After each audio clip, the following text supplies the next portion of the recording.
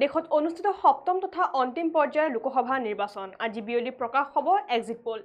Exit পোলৰ প্ৰাক মুহূৰ্তত বিজেপিৰ তৎপৰতা। বাজপেয়ী ভৱনত অনুষ্ঠিত হ'ব দুখনকৈ বৈঠক। প্ৰথমখন বৈঠক অনুষ্ঠিত হ'ব বিয়লি 4 বজাত, আনহাতে দ্বিতীয়খন বৈঠক অনুষ্ঠিত হ'ব বিয়লি সন্ধিয়া 6 বজাত। এই বিষয় সন্দৰ্ভত জনাই যাম সবিশেষ। দেশত অনুষ্ঠিত সপ্তম তথা অন্তিম পৰ্যায়ৰ লোকসভা নিৰ্বাচন আজি বিয়লি প্ৰকাশ হ'ব এক্সিট পোল।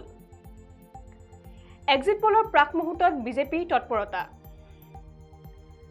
বাজপেয়ী ভৱনত অনুষ্ঠিত কৰা হ'ব দুখনকৈ বৈঠক। প্ৰথমখন বৈঠক অনুষ্ঠিত হ'ব বিয়লি 4 বজাত। সন্ধিয়া 6 বজাত অনুষ্ঠিত হ'ব দ্বিতীয়খন বৈঠক। বৈঠকত উপস্থিত থাকিব প্ৰতিগৰাকী নিৰ্বাচনী প্ৰাৰ্থী। উপস্থিত থাকিব মুখ্যমন্ত্ৰী ডক্টৰ হিমন্ত বিশ্ব শৰ্মা। আৰু আমি যেহেতু জনাইছোঁ যে আজি দেশত অনুষ্ঠিত হৈছে সপ্তম তথা অন্তিম পৰ্যায়ৰ লোকসভা নিৰ্বাচন আৰু মুঠ 8খন ৰাজ্যৰ 57টা লোকসভা সমষ্টিত ইতিমধ্যে ভোটগ্ৰহণ প্ৰক্ৰিয়া চলি থকা দেখিবলৈ পোৱা গৈছে। আৰু বৰ্তমান সময়লৈকে পুৱা 11 বজালৈ দেশত ভোটদানৰ হাৰ হৈছে ইতিমধ্যে 23.30%। বৰ্তমান সময়লৈকে পুৱা 11 বজালৈ এই ভোটদানৰ হাৰ বৰ্তমান সময়ত প্ৰকাশ কৰা দেখিবলৈ পোৱা গৈছে। আৰু আজিয়ে বিয়লি ভাগত প্ৰকাশ হ'ব mega exit pole. Mega exit pole আজি প্ৰকাশ কৰা হ'ব, যিহেতু 4 তাৰিখলৈ মাজত মাথো আৰু 2টা দিন বাকী থকা দেখিবলৈ পোৱা গৈছে। আৰু 4 জুনত প্ৰকাশ হ'ব লোকসভা 2024 বৰ্ষৰ লোকসভা নিৰ্বাচনৰ ফলাফল। আৰু 2024 বৰ্ষৰ লোকসভা নিৰ্বাচনৰ 4 জুনৰ দিনাখনে প্ৰকাশ হ'ব আচলতে কোনটো দলে বিজয় সাব্যস্ত কৰিব, কোনটো দলে নিজৰ আধিপত্য সাব্যস্ত কৰিব দিল্লীৰ আসনত। আৰু তাক লৈ আজি বিয়লি ভাগত এক্সিট পোল প্ৰকাশ হ'ব। আৰু এক্সিট পোলৰ প্ৰাক মুহূৰ্ততে এতিয়া ৰাজ্যিক বিজেপিৰ মাজত তৎপৰতা বঢ়া দেখিবলৈ পোৱা গৈছে। অৰ্থাৎ ৰাজ্যিক বিজেপিৰ মাজত বৰ্তমান সময়ত তৎপৰতা বঢ়া দেখিবলৈ পোৱা গৈছে, যিহেতু এবাৰ ৰাজ্যিক বিজেপি তথা কেন্দ্ৰৰ যি NDAৰ যি পাৰ্টি আছে তেওঁলোকৰ সেই NDA পাৰ্টিৰ মাজত এবাৰ বিপুল তেওঁলোকে এবাৰ সম্ভাৱনা কৰিছে, এবাৰ বহু অংকত তেওঁলোকে বিজয় সাব্যস্ত কৰিব। আৰু তাক লৈ যিহেতু আজি এক্সিট পোল প্ৰকাশ হ'ব আৰু এক্সিট পোল প্ৰকাশ হোৱাৰ প্ৰাক মুহূৰ্ততে আজি ৰাজ্যিক বিজেপিয়ে এখন বিশেষ বৈঠক অনুষ্ঠিত কৰিব। আৰু ইতিমধ্যে দুখনকৈ বৈঠক অনুষ্ঠিত কৰা হ'ব বাজপেয়ী ভৱনত। আৰু প্ৰথমখন বৈঠক অনুষ্ঠিত কৰা হ'ব বিয়লি 4 বজাত। 4 বজাত তেওঁলোকে নিৰ্বাচন প্ৰবন্ধ সমিতিৰ এখন বৈঠক অনুষ্ঠিত কৰা হ'ব বিয়লি 4 বজাত। আনহাতে দ্বিতীয়খন বৈঠক অনুষ্ঠিত কৰা হ'ব সন্ধিয়া 6 বজাত। 6 বজাত দ্বিতীয়খন বৈঠক অনুষ্ঠিত কৰা হ'ব। আৰু এই দুয়োখন বৈঠকতে আগন্তুক নিৰ্বাচন সন্দৰ্ভত বা লোকসভা নিৰ্বাচন তেওঁলোকৰ ক'ত কি ভুল ত্ৰুটি ৰৈ গ'ল বা কেনেকুৱা ধৰণৰ তেওঁলোকে আৰু আগবাঢ়িব লাগিছিলে এই বিষয় সন্দৰ্ভত বিভিন্ন ধৰণৰ তেওঁলোকে আলোচনা বা পৰ্যালোচনা কৰিব বুলি ইতিমধ্যে তথ্য সদৰি কৰা হৈছে।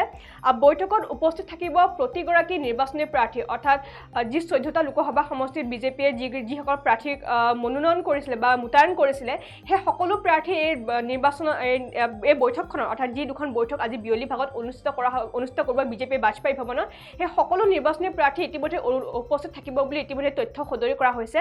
আৰু উপস্থিত থাকিব মুখ্যমন্ত্ৰী ডক্টৰ হিমন্ত বিশ্ব শৰ্মা। মুখ্যমন্ত্ৰী ডক্টৰ হিমন্ত বিশ্ব শৰ্মা উপস্থিত থকা ইতিমধ্যে সম্ভাৱনা জাৰি কৰা দেখিবলৈ পোৱা গৈছে। আৰু যিহেতু এবাৰ দেশত 7টা পৰ্যায়ত লোকসভা নিৰ্বাচন অনুষ্ঠিত কৰা দেখিবলৈ পোৱা গৈছিলে আৰু অসমত 3টা পৰ্যায়ত ইতিমধ্যে লোকসভা নিৰ্বাচন অনুষ্ঠিত হৈছিলে।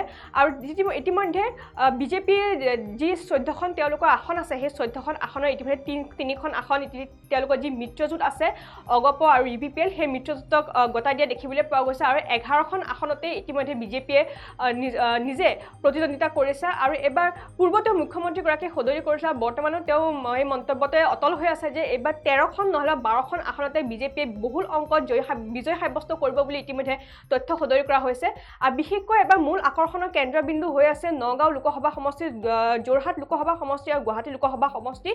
এই 3টা লোকসভা সমষ্টি যিহেতু সকলোৰে আকৰ্ষণৰ কেন্দ্ৰবিন্দু হৈ আছে, আচলতে এই বিশেষ 3টা সমষ্টিত কোনগৰাকী প্ৰাৰ্থীয়ে শেষ হাঁহি মাৰিব তাক লৈ এতিয়া জল্পনা কল্পনা চলি আছে বহুতৰে মাজত। আৰু তাক লৈ আজি যিহেতু এক্সিট পোল প্ৰকাশ হ'ব, মেগা এক্সিট পোল আজি যিহেতু প্ৰকাশ হ'ব আজি বিয়লিৰ ভাগতে। আৰু এই মেগা এক্সিট পোলৰ প্ৰকাশ হোৱাৰ প্ৰাক মুহূৰ্ততে বিজেপিৰ দুখনকৈ বৈঠক ইতিমধ্যে অনুষ্ঠিত কৰিব। বাজপেয়ী ভৱনত বিয়লি 4 বজাত আৰু সন্ধিয়া 6 বজাত দুখনকৈ বৈঠক অনুষ্ঠিত কৰা হ'ব। আৰু প্ৰথমখন বৈঠক অনুষ্ঠিত কৰা হ'ব নিৰ্বাচনী প্ৰবন্ধ সমিতিৰ মাজত। বিয়লি 6 বজাত দ্বিতীয়খন বৈঠক তেওঁলোকে অনুষ্ঠিত কৰিব। আৰু নিৰ্বাচনী এই বৈঠকখনত যি দুখন বৈঠক তেওঁলোকে অনুষ্ঠিত কৰিব সেই দুখন বৈঠকতে যিসকল নিৰ্বাচনী প্ৰাৰ্থী আছে প্ৰতিগৰাকী নিৰ্বাচনী প্ৰাৰ্থী উপস্থিত থকাটো বাঞ্ছনীয়। আৰু বৈঠকত উপস্থিত থাকিব বুলি ইতিমধ্যে তথ্য সদৰি কৰা দেখিবলৈ পোৱা গৈছে। আৰু উপস্থিত থাকিব মুখ্য মুখ্যমন্ত্ৰী ডক্টৰ হিমন্ত বিশ্ব শৰ্মা মুখ্যমন্ত্ৰী ডক্টৰ হিমন্ত বিশ্ব শৰ্মাৰ এই গুৰুত্বপূৰ্ণ এই দুখন বৈঠকত উপস্থিত থকাৰ সম্ভাৱনা ইতিমধ্যে জাৰি কৰা দেখিবলৈ পোৱা গৈছে আৰু আজি যিহেতু দেশত সপ্তম পৰ্যায়ৰ অন্তিম পৰ্যায়ৰ লোকসভা নিৰ্বাচন অনুষ্ঠিত হৈ আছে পুৱা 7 বজাৰ পৰা ইতিমধ্যে ভোটদান প্ৰক্ৰিয়াসমূহ আৰম্ভ হৈ থকা দেখিবলৈ পোৱা গৈছে আৰু যিহেতু বিয়লি ভাগত আজি এক্সিট পল প্ৰকাশ হ'ব আৰু এক্সিট পলৰ পূৰ্বে এতিয়া তৎপৰতা বৃদ্ধি হৈছে বিজেপি দলৰ মাজত